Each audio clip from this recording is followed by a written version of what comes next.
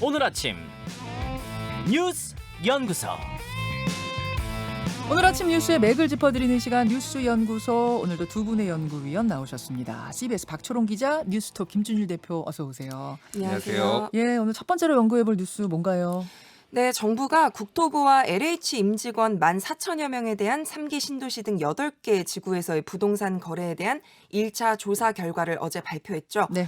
민변과 참여연대가 제기한 투기 의심 사례 13건을 포함해서 총 20건의 투기 의심자가 확인됐습니다. 네. 7건이 추가가 된 건데 정세균 국무총리는 직접 발표한 1차 조사 결과 발표문에서 투기 연루 공직자 퇴출 등 강력한 조치를 예고했는데요. 예. 정 총리는 국민의 꿈과 희망을 악용해서 자신들의 주머니를 채운 공기업과 공무원들의 범죄를 절대로 용서하지 않겠다고 강조했습니다. 또 LH에 대해서도 해체 수준의 환골탈태하는 혁신을 하겠다고 말했습니다. 네. 다만 이번 1차 조사 결과가 민변과 참여연대에서 제기한 사례보다 더 적은 7건만 추가로 찾아낸 데다가 차명투기는 전혀 조사를 하지 못해서 그렇죠. 맹탕에 그치고 말았다는 목소리가 나오고 있고요. 네. 한편 김태년 더불어민주당 원내대표는 LH 사태로 악화하는 여론을 잠재우기 위해서 맞불을 놓았는데 국회의원 300명 전원에 대한 부동산 전수조사를 제안했습니다. 국회의원 300명 전원 조사. 김준일 대표. 예. 어디서부터 얘기를 좀 풀어볼까요? 일단 어제 발표에 이제 13+7이 된 거죠. 그렇죠. 7명. 그래서 조사 기간이 매우 짧았습니다. 일주일 정도밖에 안 됐어요. 합동조사단 생긴 지. 그렇기 때문에 현실적인 한계가 있었는데 문제는 이게 이제 그거는 국민들한테 잘 납득이 안 되는 거예요. 그러니까 이제 전체적으로 너무 일정이 성급하다. 일주일 만에 내놔가지고 얼마나 있는데 그게 눈높이가 안 맞는 거죠. 겨우 7명? 뭐 이렇게 될 수밖에 없는 그러니까 거예요. 조사를 빨리 시작하고 수사 빨리 시작한 게 문제가 아니라 예. 결과가 너무 초라하게 나오지 않았느냐? 그러니까 뭐 1차 조사를 지금 빨리 국민들에게 납득을 시키기 위해서 이렇게 한 거는 뭐 그럴 수는 있는데 너무 빨리 내놓으니까 7명밖에 안 되니까 야 이거밖에 되겠어 하고 오히려 불신의 눈초리가 더 커질 수도 있다라는 거예요. 네. 전체적으로 이게 이제 선거 때문에 조금 스텝이 꼬였다라고 볼 수가 있는 거죠. 그러니까 지금 선거를 의식해가지고 이거를 논란을 빨리 종식시켜야 되겠다라고 하다 보니까 모든 일정이 이런 식으로 좀 꼬이고 있는 거고.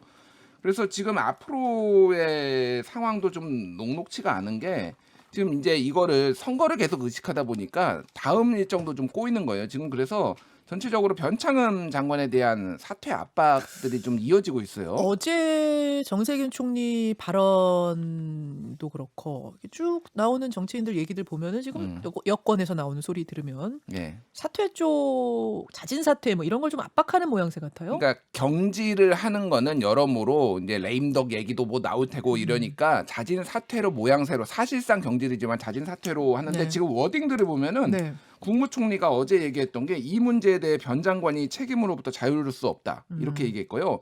이낙연 그 상임선거대책위원장도 변 장관이 자리에 연연하는 분이 아니라고 굳게 믿는다. 그렇죠. 이 정도 얘기했으면은 사실상 이건 나가라는 거거든요. 네, 지금 예, 뭐 예. 그런데 이제 이거는 어떻게 이제 정리가 될지 좀 봐야 될 것 같습니다.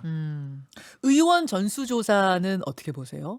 의원 전수조사 글쎄요 뭐 대체적으로 나오는 얘기는 이제 국면 전환용이다. 여당 의원들이 지금 3명 나왔잖아요. 네. 거기 이제 투기 의혹이 있었던 의혹으로. 의원들이 그래서 이제 우리만 있겠냐 너희들도 있을 수 있다. 선거를 특히 앞두고 이거를 정치권 전체의 문제로 좀 가지고 가려는 그런 정치적인 노림수가 아니냐 이런 분석이 조금 대체적인데 김종인 위원장이 근데 바로 받았죠. 네, 하자. 바로 받았고 사실은 이 전수조사라는 게 뭐 여러 사안에서 제시가 되온 적이 굉장히 많지만 한 네. 번도 제대로 시행이 된 적은 없거든요. 그래요. 뭐 조국 사태 불거졌을 때 뭐 자녀 입시 국회의원 전수조사 얘기 나왔는데 안 됐고 뭐 손혜원 의원 목포 투기 의혹 벌어졌을 때도 이해충돌 관련해서 이제 전수조사를 하자 했었는데 안 됐고 뭐 여러 가지 그 국회의원 전수조사가 국회의원들 주도로 이렇게 이루어진 적이 단 한 번도 없다 보니까 사실은 시작은 이때 항상 흐지부지. 네 실효성이 있겠느냐 이런 얘기가 나오는 거죠. 그래요. 그래요. 전수조사 같은 경우에는 지금 예전에 이게 김태년 원내대표가 예전에 그 부동산 서울시 급등했을 때 서울시 이전, 그러니까 수도 이전 가지고도 네. 한번 재미를 봤거든요. 그래서 좀 국면 전환용으로 던졌을 가능성이 매우 높은데 이게 민주당한테 유리해 보이지가 않습니다. 지금 판단 미스, 사실 민주당의 판단 미스라고 보이는 왜요? 게 왜냐하면은 지금 3기 수도권 신도시의 투기고 이게 주로 수도권에서 지금 그 네네. 이목이 집중되고 있잖아요. 네. 국민의힘 같은 경우에는 대부분 TK, 뭐 부산, 경남, 울산이라서 물론 이제 투기가 또 나올 가능성도 있지만은 관심에서 좀 멀어졌는데 수도권은 다 지금 민주당이에요. 당선자들이 다 몰려 있죠. 당선자들이 그리고 의원 숫자도 180명 대 100명 네. 정도로 훨씬 더 많고 지금 어제도 계속 또 뭐 다른 그 얘기가 나오고 있거든요. 예를 들면 서영석 더불어민주당 의원이 부천 대장지구 인근의 그린벨트 포함해서 수억 원대 부동산을 뭐 가지고 있다. 지방 의원 시절에 또 이거를 매입을 해서 이해창 충돌 문제 있다. 뭐 이런 단독 보도도 나오고 있고 이러다 보니까 이거는 오히려 민주당한테 악재가 될 것이다. 그럴 가능성이 높은 거죠. 이거. 그러니까 정치공학적으로 던진 거라면 이거는 좋은 수는 아니었다고 예. 보시는 거고 정말 국민들 염원처럼 이번 기회에 다 털고 가자. 요거라면은 좋은 건데 다 털길 수 있겠느냐라는 부분에서는 만약에, 예. 전례로 봤을 때 쉽지 않다. 만약에 뭐 광역 뭐 기초단체 의원들까지 뭐 다 싹 포함을 해서 진짜 전수조사를 한다면 예. 뭐 그동안 이제 나왔던 풍문들이 있기 때문에 이런 예. 것들이 밝혀진다면 사실 큰 성과로 아, 이어질 수 그럼요. 있는 가능성도 있지만 국민들 바라는 건 사실 그건데 네. 과연 이게 현실적으로 가능한 것이냐? 네. 정치 다툼으로 좀 지지부진하게 끌고 가지 않을 것인지 그 부분을 좀 봐야 되겠죠. 예. 잠시 후에 이 결과 발표한 합동조사단 단장과 인터뷰가 준비되어 있습니다. 잠시 후에 좀 다시 들어보시고요. 두 번째로 넘어가죠.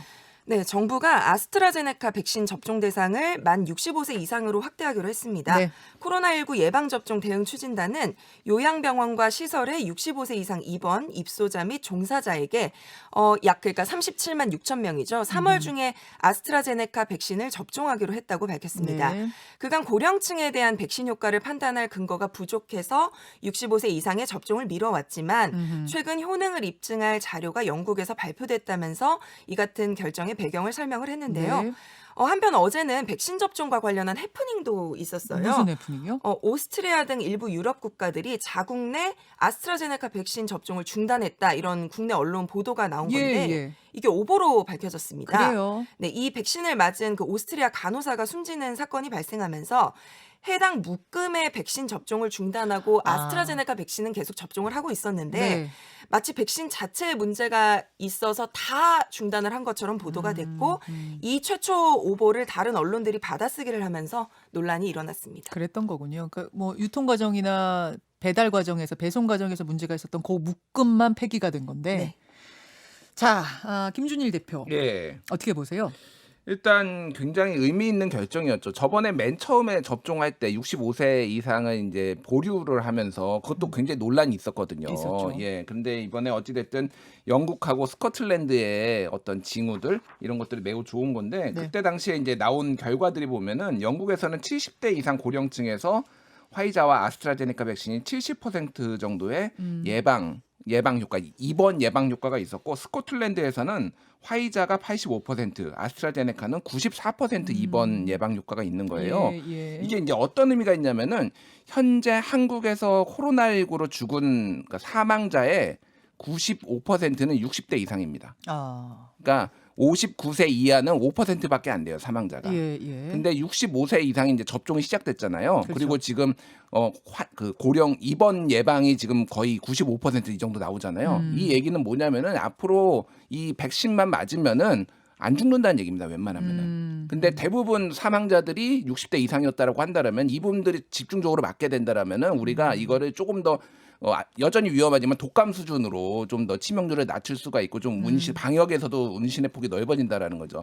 그런 의미에서 이제 적극적으로 맞춰야 되는데 다만 65세 이상에서 약간 백신에 대한 접종 거부율이 좀 상대적으로 높은 근데 편이에요. 그런 거부율이 있는 수밖에 없는 것이 아스트라제네카가 지금 발열이나 두통 같은 사이드 이펙트라고 그러죠. 부작용. 그러니까 자연스러운 면역 반응이긴 한데 다른 일반적인 독감 주사보다 좀 심하다는 얘기는 여기저기서 많이 나오고 근데 있어요. 그게 아스트라제네카만 그런 게 아니라 화이자 모더나도 똑같습니다. 그러니까 전체적으로 이 코로나19 백신이 좀 세요. 약간 한마디 독하다 약간. 그러니까 우리는 아스트라제네카를 지금 많이 맞고 있기 때문에 예. 그래서 이제 아스트라제네카 때문이다라고 이야기가 나오는 거예요. 모든 코로나19 백신이 다 비슷한 다 독해요? 약간 더 독한 반응들이 있는 거는 사실인데 그게 몸에 항체가 생성되는 자연스러운 반응이라고 그렇죠. 합니다. 예, 그래서 어쨌든, 예. 그래서 걱정스럽다. 나 맞았는데 38도 넘으면 어떻게 열 나면 어떻게 뭐 이렇게 생각하는 우려하는 걸 왜 우려하십니까? 라고 할 수는 없어요. 그 우려하는 마음은 이해합니다만 그게 자연스러운 면역 반응이라는 전문가 이야기를 듣고 맞는 것이 접종하는 편이 훨씬 더 유리한 일이다. 그런 말씀이신 예, 거죠? 그렇습니다. 예. 알겠습니다. 박철웅 기자, 덧붙일 말씀 있어요? 이제 아스트라제네카 백신에 대한 여러 가지 이야기들이 나오다 보니까 자연스럽게 다른 백신들은 좀 언제 들어오나 이런 생각들도 많이 하실 텐데 네네. 지금 그 2분기 공급 예정이라고 정부가 발표했었던 뭐 모더나 백신이라든지 안센 백신 같은 경우에는 아직 정부 발표가 없고 지금 아스트라 백신 계약분 중에서 한 350만 명 분이 지금 들어온다고는 하는데 이게 3분기 접종률로 좀 넘어갈 가능성이 좀 있거든요.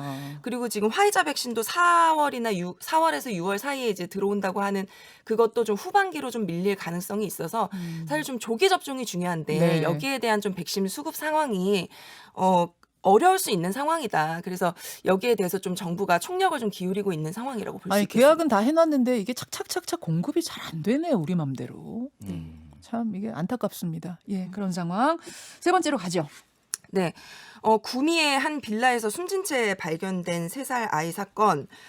DNA 조사 결과 이 아이의 어머니로 알려졌던 22살 A씨가 사실 친언니였다. 이 사실이 밝혀졌었죠. 네. 네. 아이의 외할머니가 사실 친어머니였던 건데요. 두 사람은 비슷한 시기에 딸을 같이 낳았고 네. 그 외할머니로 알려졌던 친어머니 B씨가 A씨도 모르게 아이를 바꿔치기 한 것으로 일단 알려졌습니다. 네. 하지만 B씨는 아이를 낳은 적이 없다면서 강력하게 부인을 했는데요. 그러니까 그 어머니가 네, 어제 영장실질 심사 네. 이제 받으러 가는 길에 기자들을 만나서 그렇게 부인을 했고 이런 이제 사건의 새로운 면모가 드러나면서 경찰 수사가 새로운 국면으로 접어들었습니다. 예. 경찰은 어제 B 씨의 내연남 그러니까 아이 친부로 추정되는 남성의 신병을 확보를 해서 조사에 들어갔고요. 일단 경찰은 A와 B 씨가 공모를 해서 아이를 방치해서 죽음에 이르게 한 것으로 보고 수사를 하는 한편 네. 사라진 A 씨 아이의 행방도 같이 찾고 있습니다. 아 진짜 좀 이제 기막힌 웃음이 나죠. 헛웃음이 나죠. 이런 상황은 우리가 상상도 못했으니까 이 아이 보고 충격받고 놀랐고 안타까워하면서도 이런 반전이 펼쳐질 거라고는 누가 상상했습니까? 김준일 기자. 예. 근데 이제 그 외할머니로 알려졌던 친엄마. 어제 제가 이제 50대라고 말씀을 드렸는데 어제 초반에는 이제 50대라고 알려졌는데요. 아니고 만 48세랍니다. 예. 1973년생 외할머니로 알려졌던 이 친엄마 40대 여성. 자기가 낳은 아이 아니다라는 입장을 지금도 견지하고 있는 거예요. DNA 결과는 나왔는데. 예, 끝까지 아니라고 이제 어제 영장 실질 심사 가면서 기자들 만나서 얘기를 했는데 네. 뭐 과학이 그 틀릴 확률이 거의 0.00001%입니다. DNA 그거는 검사 결과가. DNA 검사가 틀릴 그렇죠. 확률은 그러니까 네. 맞는 걸로 보고 국가수도 놀라서 2차, 3차 한 두세 번 계속 검사했는데 다 예. 그렇게 나왔대요. 예. 네. 그래서 이제 지금 규명돼야 될 의혹들이 한 네 가지 정도가 있는 것 같아요. 네. 첫 번째 이게 죽은 3세 아이가 그 40세 그 여성의 딸이라면은 40세는 아니고 40대 그쵸, 죄송합니다. 그쵸. 예, 40대 48세. 여성의 딸이라면은 20대 그 A 씨가 낳았다는 3년 전 딸은 도대체 어디 있는 것인가? 그렇죠. 그리고 낳은 것은 맞는가 정말? 정말로 엄마와 딸이 40대 엄마와 20대 딸이 동시에 임신해서 아이를 낳은 다음에 엄마 딸과 딸의 딸을 바꿔치기 한 게 맞느냐. 지금 여기까지 얘기를 이렇게 하고 있는 건데 예. 경찰이 밝혀낸 건 여기까지라는 건데 이게 확실한 거냐. 그러면 그 아이는 어디 갔느냐 한 명은. 이런 의혹이 있는 거죠. 그렇죠. 또요. 그리고 이제 그러면 친부가 누구냐? 이거는 지금 상당히 근접을 했다고 합니다. 경찰이. 그래가지고 빠르면 오늘 오전에 네. 지금 뭐 밝혀내가지고 그걸 좀 조사를 한다라고 그래요. 그러면 좀 더 전체적인 그림이 더 그려지겠군요. 그렇죠. 그래서 만약에 이제 바꿔치기를 만약에 했다라고 한다면 가정법인데 둘 다 나와서 바꿔치기를 했다라고 하면은 이게 지금 공범이 있는 건지 혼자서 한 건지 아니면은 그 20대 여성과 40대 그 엄마가 같이 알고서 한 건지 아니면은 그렇게 된 건지 아니면은 애를 만약에 안 낳았다라고 한다라면은 네. 그러면 왜 그렇게 맡긴 것인지 뭐 이를테면은 분류는 감추기 위해서 한 것인지 여부가 이제 전체적으로 누가 이거를 다 알고 주도를 했는지가 이제 밝혀져야 되는 거고. 네. 그리고 마지막에는 이 40대 그 B 씨가 왜 본인이 경찰에 신고를 했는지 이게 들통날 가능성도 있는데 이 부분이 이게 좀 미스테리인 거죠. 그러니까 40대 엄마가 여기에 지금 반 백골 반 미라 상태의 아이를 발견했어요. 예. 제 손녀인 것 같아요. 라면서 미리 신고를 한 거.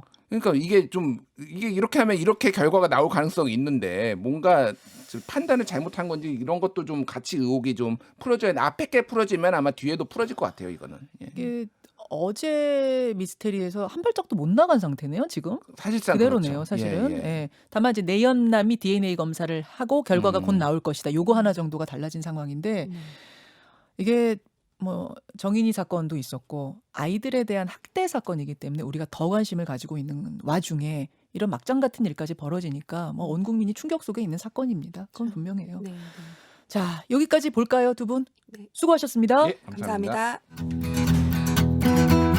김현정의 뉴스쇼는 청취자 여러분의 참여로 이루어집니다. 트위터, 페이스북, 레인보우 게시판, 그리고 단문 50원, 장문 100원의 유료 문자 샵 1212, 우물정 1212 통해 참여하실 수 있습니다. 김현정의 뉴스쇼, 여러분과 함께 만듭니다.